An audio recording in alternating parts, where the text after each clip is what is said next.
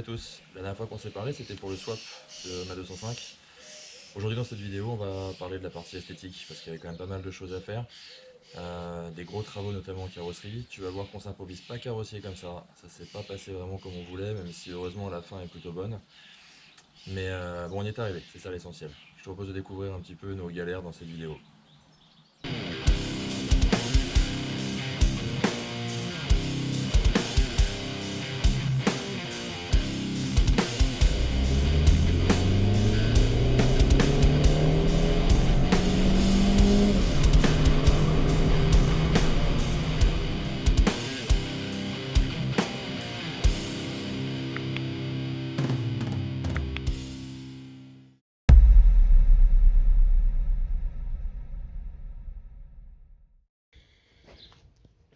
En plein démontage pour réparer la future peinture. Alors, les bonnes surprises quand on enlève l'aile.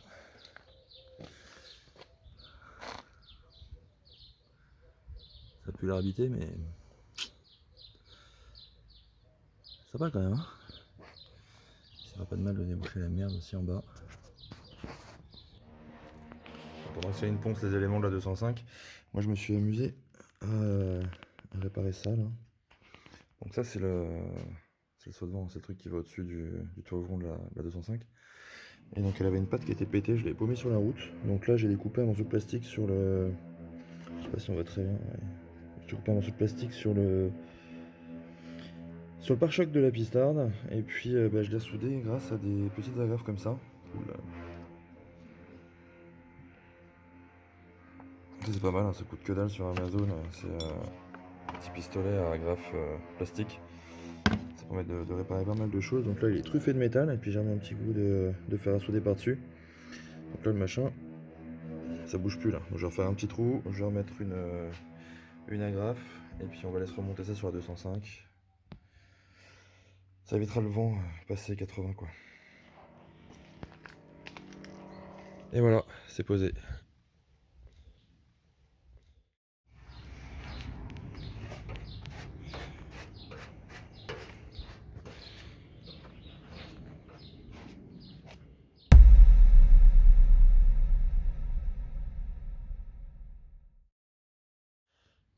On s'est bien pris la tête à tout peindre pour la 205. Et erreur de parcours, il n'y avait pas de durcisseur. Donc je sais pas, on voit pas très bien. En gros la peinture elle est toute molle. Donc c'est tout pourri. Et là on est en train de tout décaper. Pour repartir à zéro, il faut tout réapprêter, tout repréparer pour pouvoir refaire une peinture. C'est un peu la défaite. Bon voilà, ça y est, on a tout récupéré. On a tout repensé, tout préparé. On va se relancer dans une peinture. Deuxième du nom.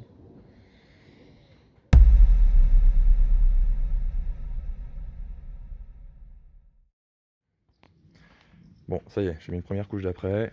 Bon, c'est pas peignable encore. J'ai de l'après garnissant à poser dessus. Ça me permet d'éliminer tous les défauts. Donc, bon, vous avez vu les refrains, hein, c'est pas fabuleux, mais ça ira bien pour ce que je vais en faire.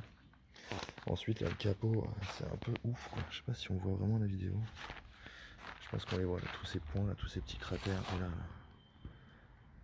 Ça, c'est des petits trous. Donc l'après-garnissant va faire du bien. Pour l'instant, on les sécher, on va les rentrer, et puis demain, après garnissant et peinture.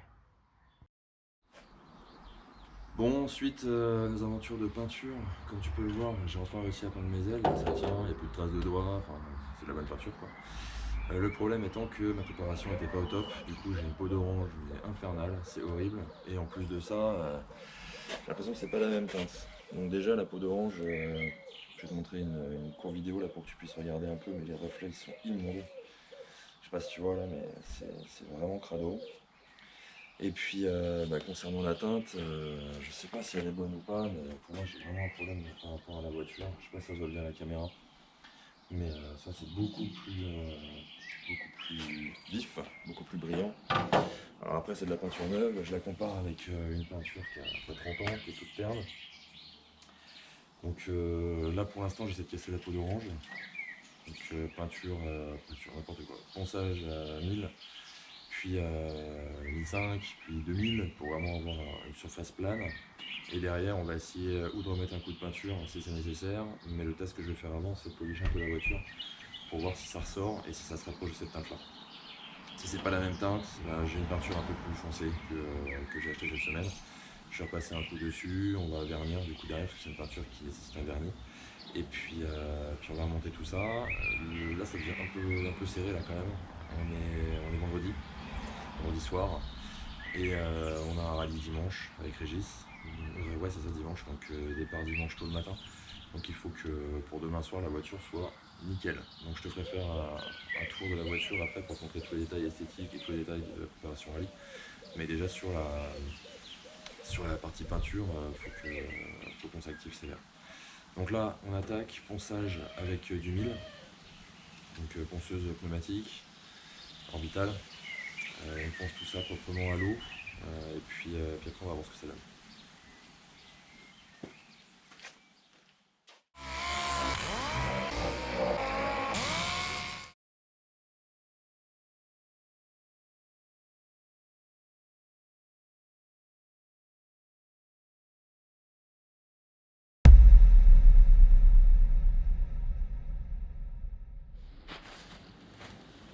Bon, c'est tout poncé, on a tout dégraissé, donc dernière chance, troisième peinture.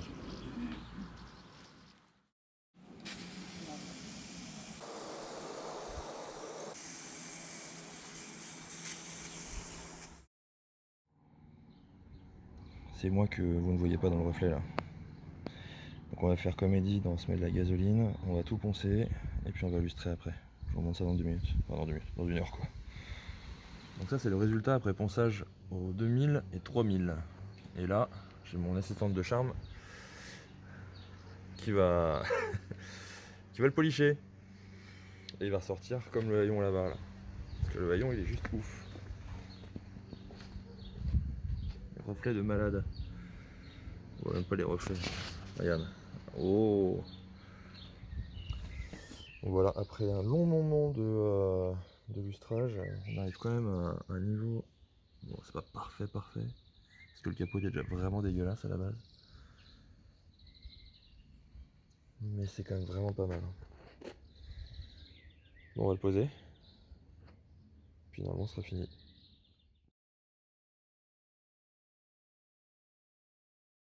Franchement, elle est quand même pas mal notre petite 205 là.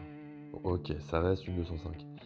Mais je trouve qu'elle a fière allure. Et puis honnêtement, avec le temps qu'on a passé dessus et l'énergie dépensée, je suis quand même vraiment content du résultat.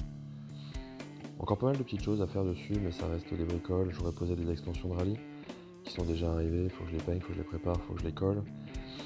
Quelques bidouilles à droite à gauche, quelques autocollants à poser, notamment il y a un kit déco qui doit arriver pour préparer le Budapest Rally. Prochaine étape, ça va être la partie perfo. Il y a encore un peu de boulot pour qu'elle sorte au moins le 0 à 100 dans les 10 secondes.